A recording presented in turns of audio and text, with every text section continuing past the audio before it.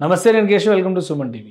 ఆంధ్రప్రదేశ్లో ఎన్నికలు సమీపిస్తున్న కొద్దీ పార్టీల మధ్య స్పష్టత కూడా వస్తున్నటువంటి పరిస్థితి. తెలుగుదేశం జనసేన పార్టీ అధినేతలు ఇప్పటివరకు ఒక స్పష్టతతో, స్పష్టమైన వైఖరితో వ్యూహాత్మకంగా ముందుకు వెళుతున్నారని చెబుతూ వచ్చారు. అయితే ఇప్పుడు దానికి సంబంధించినటువంటి రూట్ మ్యాప్ను కూడా రిలీజ్ చేసినటువంటి పరిస్థితి. చాలా స్పష్టంగా 118 నియోజకవర్గాలకు సంబంధించి ఒక అండర్స్టాండింగ్ రెండు పార్టీలు కూడా అనౌన్స్ చేసింది.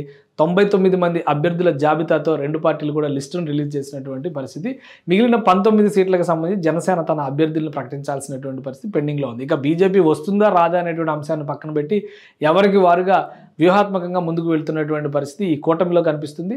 Ready to move in premium triplex villas at Kollur APR projects.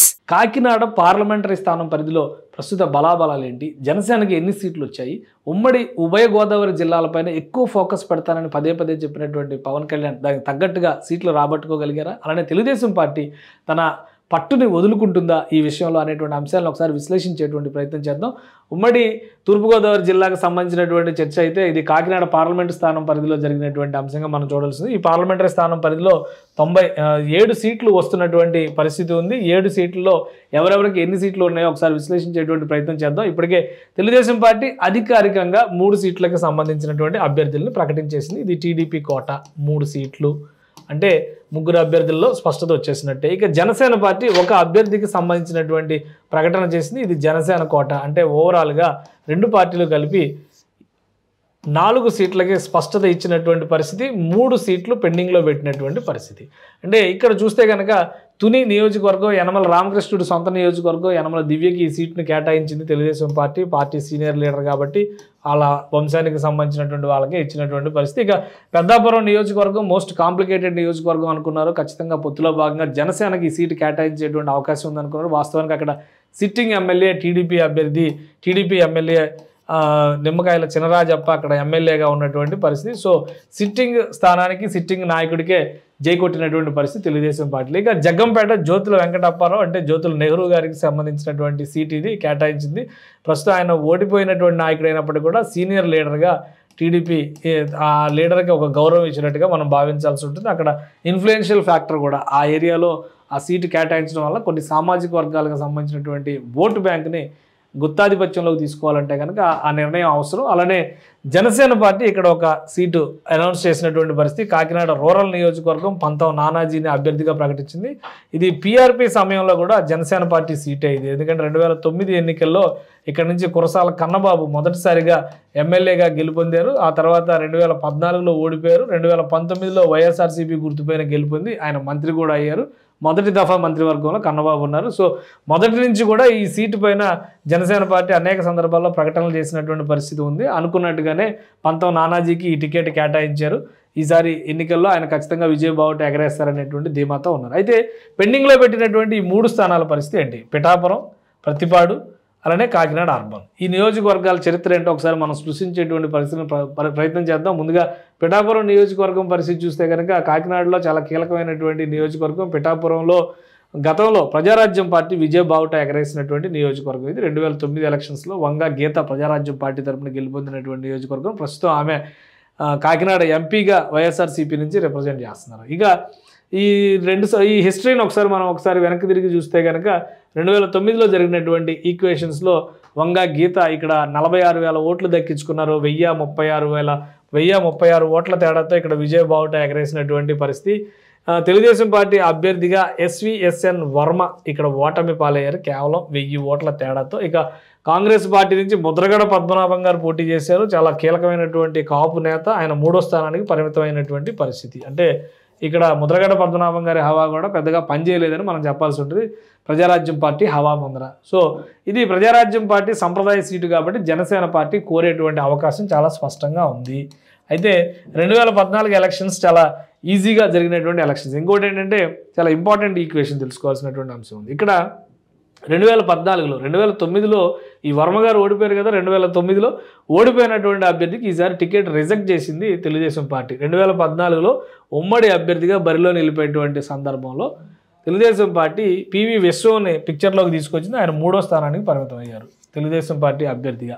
ఇక వైఎస్ఆర్సీపీ పెండెం దొరబాబుని ఇక్కడ బరిలో దింపింది. ప్రస్తుతం ఆయన ఎమ్మెల్యేగా ఉన్నటువంటి పరిస్థితి. పిఠాపురానికి సంబంధించినంత వరకు ఆయన 50,000 ఓట్లు దక్కించుకున్నారు. విచిత్రమైన పరిస్థితి ఏంటంటే వర్మ ఎస్విఎస్ఎన్ వర్మ ఇండిపెండెంట్గా బరిలోకి దిగడం ద్వారా 97,000 ఓట్లు దక్కించుకున్న 47,000 ఓట్ల మెజారిటీ. ఈ పివి విశ్వం గారు ఇక్కడ ఏంటంటే కూటమి అభ్యర్థి. టీడీపీ 2014లో జరిగిన ఎలక్షన్స్ మనకు తెలుసు కదా, బీజేపీ ప్లస్ జనసేన కూడా బలపరిచినటువంటి అభ్యర్థి 3వ స్థానానికి పరిమితమైంది. చాలా ఇంపార్టెంట్ ఫ్యాక్టర్ ఇది, ఒకసారి గుర్తుపెట్టుకోవాల్సినటువంటి అంశం. 2014 లెక్క ఇది. సో 2019లో మళ్ళీ ఇదే ఎస్విఎస్ఎన్ వర్మ గారిని అధికారిక అభ్యర్థిగా తెలుగుదేశం పార్టీ ప్రకటించింది, కానీ అప్పుడు ఓడిపోయినటువంటి పరిస్థితి. పెండెం దొరబాబు ఎవరికి వారు విడివిడిగా పోటీ చేశారు కదా, అక్కడ ఈక్వేషన్స్ చూడండి ఎలా ఎఫెక్ట్ చూపించినాయో అనేది మనం ఇక్కడ చూడొచ్చు. అక్కడ కూటమి అభ్యర్థిగా పెట్టినటువంటి తెలుగుదేశం అభ్యర్థి అంటే అభ్యర్థి వీక్, ఇండిపెండెంట్గా వచ్చినటువంటి వర్మ విజయబావుట అక్కడ ఎగరేశారు. 2019లో అదే వర్మ అధికారికంగా తెలుగుదేశం పార్టీ అభ్యర్థిగా బరిలో దిగేటువంటి క్రమంలో 68,000 ఓట్లకు పరిమితం అయ్యారు.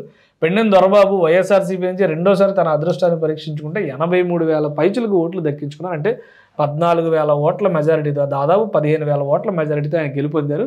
ఇక్కడ వర్మ గారికి గండి కొట్టింది ఏంటంటే జనసేన పార్టీ అభ్యర్థిగా శేషుకుమారి బరిలో దిగారు. 28,000 ఓట్ల ఆమె చీలిక చేసినటువంటి పరిస్థితి, అంటే 15% ఓట్లు పోయినటువంటి పరిస్థితి. ఈ నేపథ్యంలో ఆయన ఓటమి పాలయ్యారు. ఇక్కడ మెజారిటీ కంటే ఇది డబల్ ఉందన్నమాట.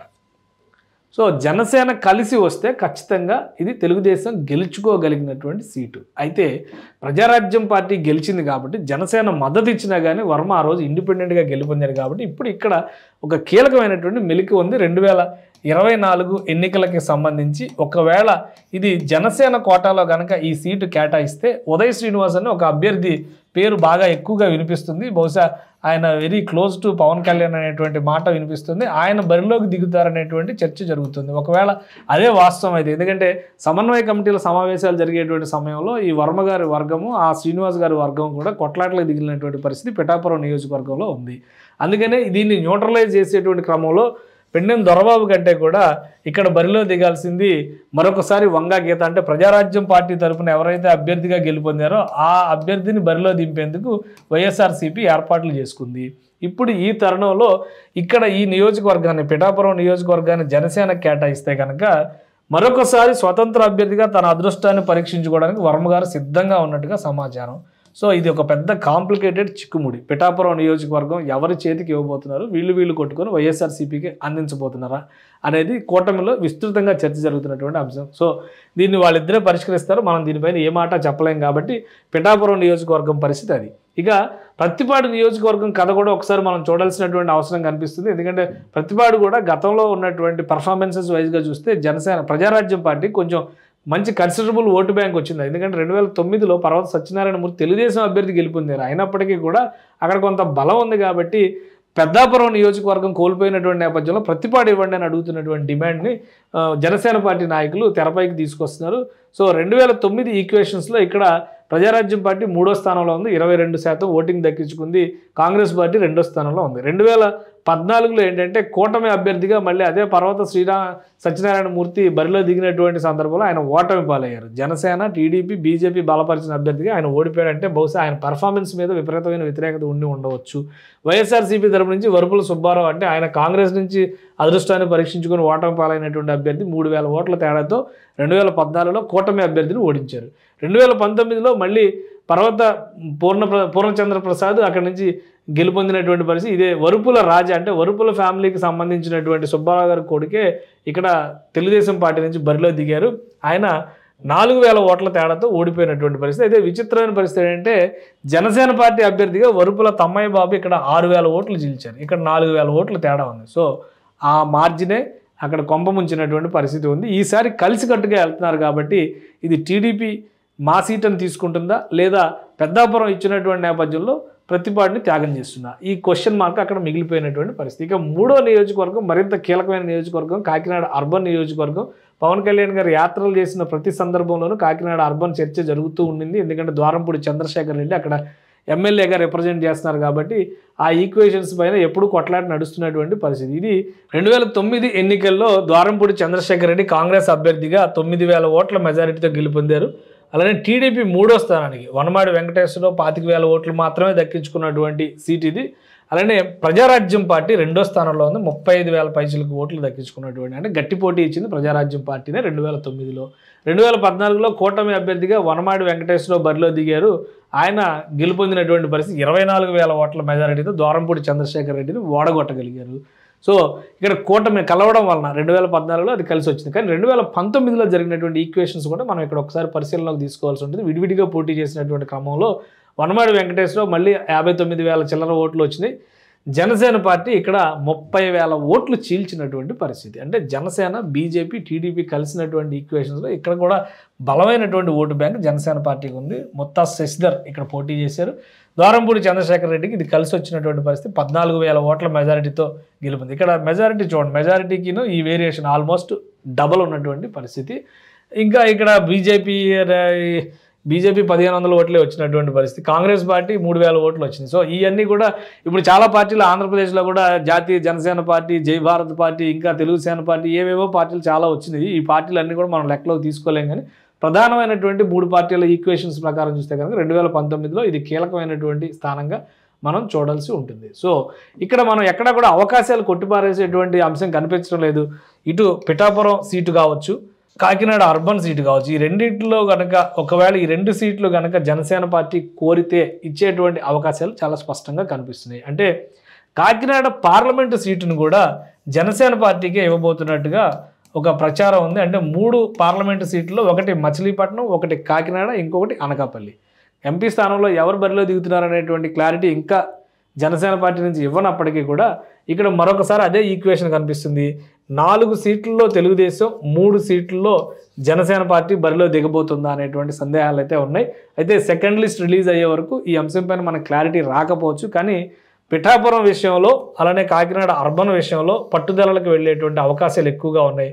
ఒకవేళ ఇక్కడ స్వతంత్ర అభ్యర్థిగా కనుక వర్మ బరిలోకి దిగితే కొంచెం కూటమికి ఇబ్బందికరమైనటువంటి సీటుగానే దీన్ని మనం చూడాల్సి ఉంటుంది. ఎందుకంటే 2014లో జరిగినటువంటి పరిణామాలను దృష్టిలో పెట్టుకొని చూస్తే ఆ రిజల్ట్ రిపీట్ అయినా కానీ ఆశ్చర్యపోవాల్సినటువంటి అవసరం లేదు.